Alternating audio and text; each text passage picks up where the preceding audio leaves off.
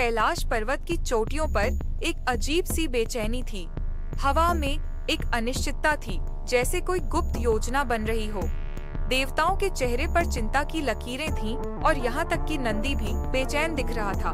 क्या यह सिर्फ एक शुभ विवाह की तैयारी थी या कुछ और गहरा, कुछ रहस्यमय घटित होने वाला था? कैलाश पर्वत देवताओं का निवास आज एक अजीब सी हलचल से भरा हुआ था। हर तरफ उत्सुकता और चिंता का मिश्रण था। देवर्षि नारद अपनी वीणा के साथ एक रहस्यमय मुस्कान लिए घूम रहे थे। इंद्र, देवताओं के राजा, बार बार अपनी गदा को घुमा रहे थे, जैसे किसी अदृश्य खतरे का सामना कर रहे हों। पार्वती, हिमालय की पुत्री, अपनी सखियों के साथ विवाह की तैयारियों में व्यस्त थीं, लेकिन उनके चेहरे पर भी एक अजीब सी उदासी थी। उन्हें लग रहा था कि इस विवाह में कुछ ऐसा है जो छिपाया जा रहा है। देवताओं की सभा में एक गुप्त योजना बन रही थी। कामदेव, प्रेम के देवता, शिव की तपस्या को भंग करने का प्रस्ताव लेकर आए थे। उनका मानना था कि केवल प्रेम ही शिव को पार्वती के प्रति आकर्षित कर सकता है, लेकिन देवताओं को पता था कि शिव की तपस्या को भंग करना आसान नहीं था। वे जानते थे कि शिव का क्रोध कितना विनाशकारी हो सकता है। फिर भी वे पार्वती के प्रेम और कामदेव की योजना पर विश्वास करते थे। कामदेव अपनी पत्नी रति के साथ शिव की तपस्या स्थल पर पहुँचे। उन्होंने अपनी माया से वसंत ऋतु का भ्रम पैदा किया, जिससे शिव की एकाग्रता भंग हो गई। जैसे ही शिव ने अपनी आंखें खोलीं, कामदेव ने उन पर पुष्प बाण चला दिया, लेकिन शिव अपनी दिव्य दृष्टि से कामदेव की योजना को समझ गए। क्रोध में उन्होंने अपनी तीसरी आंख खोली और कामदेव को भस्म कर दिया।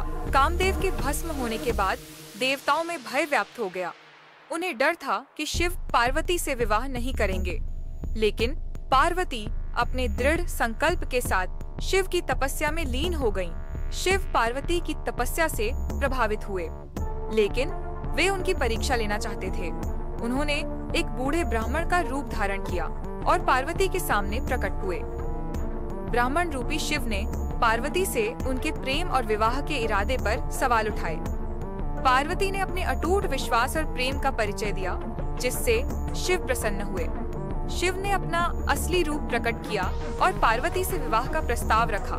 पार्वती ने खुशी खुशी स्वीकार कर लिया। कैलाश पर्वत पर विवाह की तैयारियां शुरू हो गईं।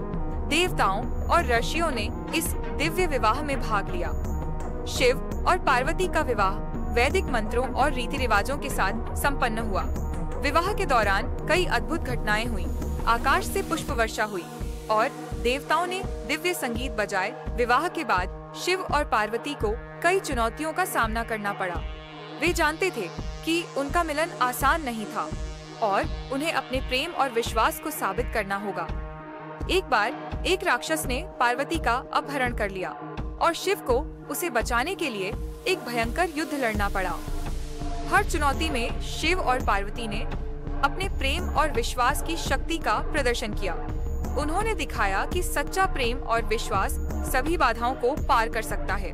उनका विवाह एक प्रतीक बन गया, जो दर्शाता है कि प्रेम और विश्वास से कुछ भी संभव है। महाशिवरात्रि शिव और पार्वती के विवाह का उत्सव हर साल मनाया जाता है। यह दिन उनके दिव्य मिलन की याद दिलाता है और प्रेम, भक्ति और त्याग का महत्व सिखाता है। भक्त इस दिन उपवास रखते हैं, शिव मंदिरों में जाते हैं और शिव और पार्वती की पूजा करते हैं। शिव और पार्वती का विवाह एक दिव्य मिलन था, जो ब्रह्मांड के भाग्य को बदलने वाला था।